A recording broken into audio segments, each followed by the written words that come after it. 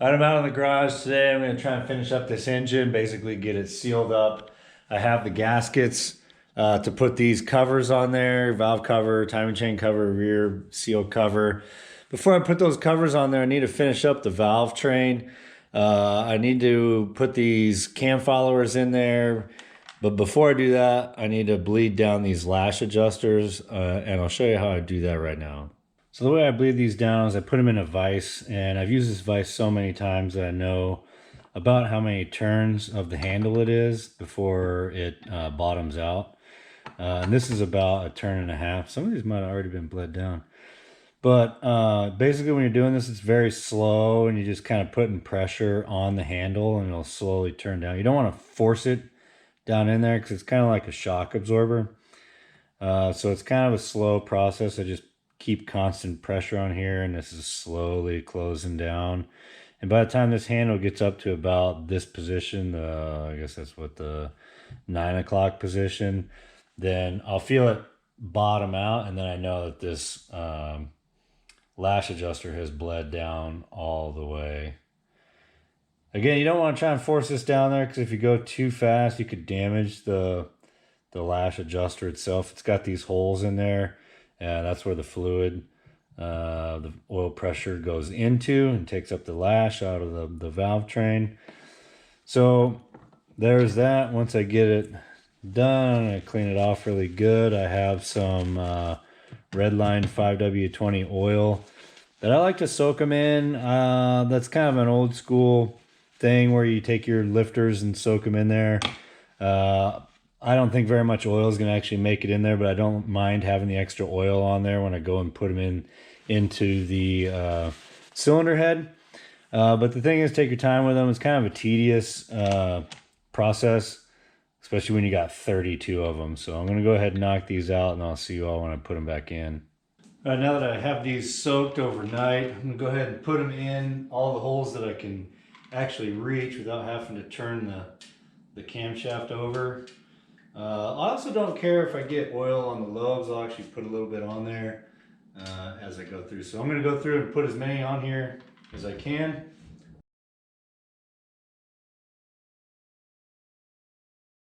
Now that I got as many lash adjusters in there as I can, I'm going to use this spring compressor to get the cam followers in there. And I'll put a link up here for a more in-depth video on how I use this and how I put those lash adjusters in there. But I basically go through, put as many in as I can. I got a little cup here of cleaned ones. I'll put as many as I can in, and then rotate this around, put as many as I can in, rotate the engine around once, and then put as many as I can in there. One thing before you get started though is you need to put the you need to put the crank in a safe position, which means that all the pistons are somewhat down. And so to do that, I'm going to put the keyway straight up and down. When the keyway is straight up and down, that basically is going to put none of the pistons at top dead center. So as I go and I push down on these valve springs, the valves aren't going to hit the top of the piston. So still a good idea to be careful on it when you're doing it, because if you feel it's jamming into the top of the piston, stop what you're doing. But I'm just going to go through, get what I can in, rotate it around, and then the valve train will be all complete.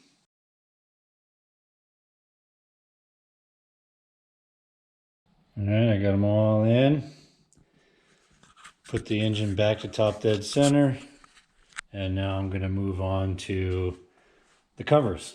Hopefully I can get this back cover in there when it's on the stand. We'll see. Time to see if these gaskets that I got fit. I purchased them from Rock Auto. They got great prices, and it comes with a magnet that you can put all over your toolbox. I got the rear main seal. This also comes with the plastic insert to help get it around the crankshaft. I got the front timing chain cover and the valve cover gasket. I'll put all the part numbers down below, but I want to make sure that they fit before I go and put these components on. All right, so I didn't push these in all the way. I just kind of set them on there to make sure that they're the right ones. And the reason why I say that is there's couple of different years of these covers. They're not all interchangeable. But I'm going to pop out that front seal. And to do that, I'm just going to put this thing on some wood here so I don't damage anything. And then I'm going to take my hammer and punch and just going to punch this thing out of here.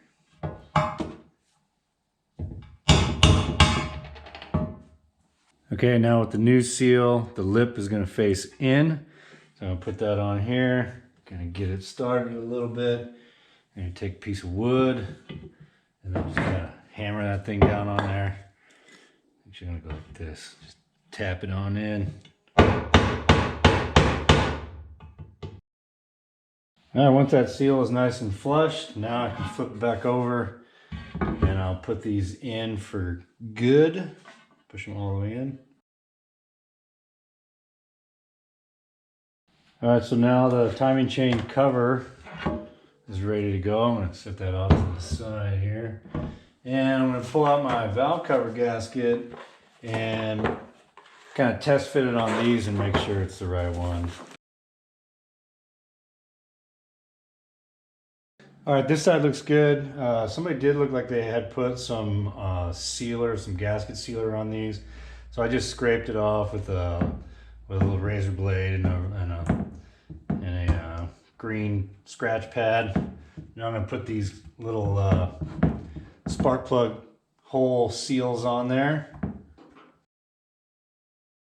Now I'm going to work on this other valve cover.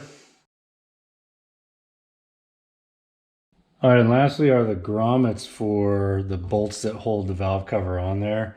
Once they pop off, we've got a whole new set of them. I'm going to go through here and replace all these.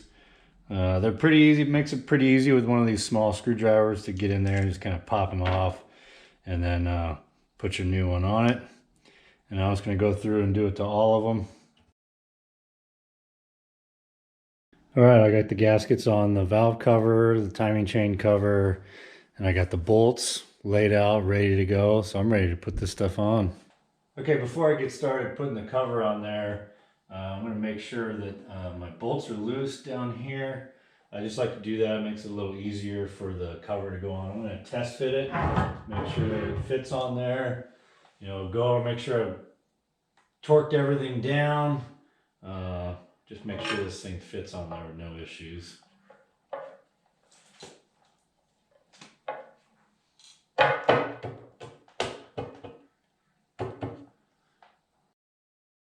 Now I'm going to take a little bit of ultra black RTV and put them in the corners here where the head meets, so all four of those, and then in the corners of the oil pan gasket area. So just do about a pea size. You don't need too much, but you don't want too little. Now I got RTV in those 6 spots. I can put this back on there. I'm going to add some bolts to it once I get it in place, and I'm going to kind of evenly suck it into place. Okay, now that I got it all sucked on there, I'm going to go ahead and torque all the bolts down to 16 foot-pounds in a circular motion. I can also do the front of my oil pan as well to 16 foot-pounds.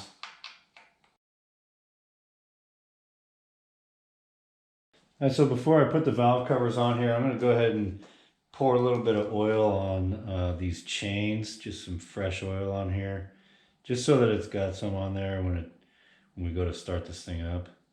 Okay, so I put a little bit of oil all over on here, and I'm not saying that that's a substitute for priming this engine. When we do go to fire this up, I am going to recommend that we use my little oiler and prime this engine up. But you know, a little bit of oil is not going to hurt anything, or if you want to put assembly lube on there, you can do that as well.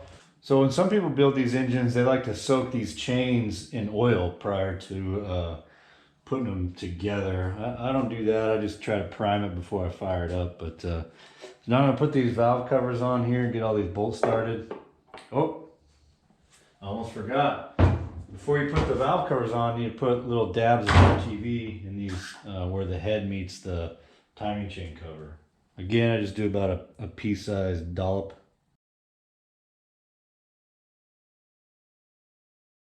All right, I'm going to torque all these valve cover bolts to 90 inch-pounds. Well, I got the RTV out. I'm going to put a little bit of coating on this. This is the tube that goes back behind the water pump. I put just a light coat of RTV on this thing before I tap it in there. And I'm just going to use a socket and a hammer to tap it on in there.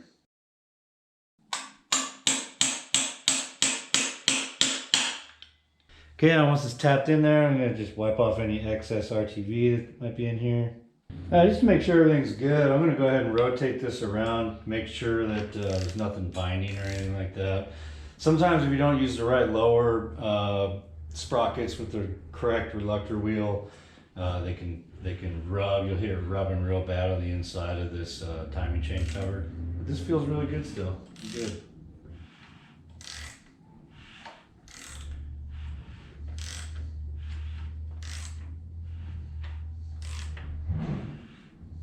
For the rear main seal cover, I'm going to get that ready to go. So it's already, the old one's already been taken out. Now the way I get this thing in there is, I'm going to take this little plastic tool out because I don't want that to get damaged right now, but just set it in there. I like to take a little piece of wood and just tap it down on there. Now I'm going to put my little tool back in there just to make sure that I can get it over the crankshaft.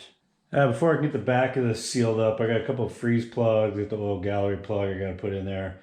I got to get this stand out of the way. So I got the cherry picker out here. I'm going to lift this engine up.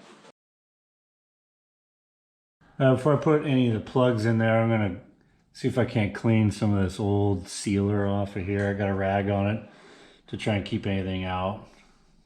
Before I put the cover on, I'm going to do the oil gallery plug and these two freeze plugs.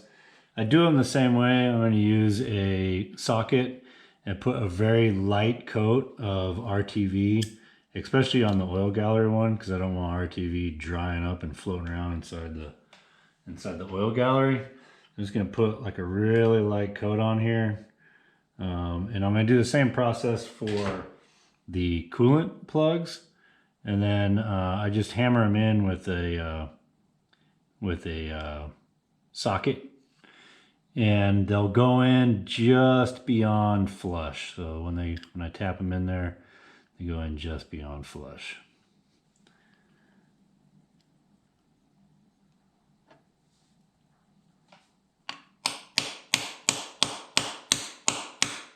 Okay, I got my freeze plugs in. I got my oil gallery plug in there. Just want to make sure that this is gonna go on okay. I also got these 4 bolts on the bottom of the pan loose. Now I'm gonna take RTV and I'm just gonna do a very light coat along the engine block here, and the same on the cover. Okay, I got a light coat on the engine block. I got a light coat on the underside of the cover. I got my little plastic piece in there. This thing works really well. Now I'm just going to kind of work it on there, onto the crankshaft, that little plastic piece. And what that does is it allows it to slide over the crankshaft. You kind of got to push it a little bit or work it on there. But once it goes over the plastic piece, you can pull that plastic piece out. And now just going to run all my bolts down, snug them down. Now we're going to tighten all these bolts to 90 inch-pounds. And now I'm going to go through and tighten all of my oil pan gasket bolts down to 16 foot-pounds. Now that I got the rear of this thing all sealed up, I'm going to put it back on the engine stand. I'm going to leave these off because we might put a head cooling mod on here, but I'm going to get this back on the stand.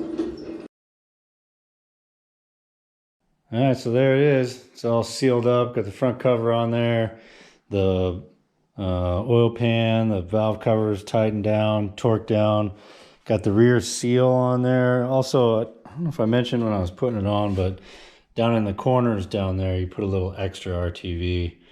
The back's all sealed up. This There may be a couple more things that I do to it, like test fit that supercharger on it.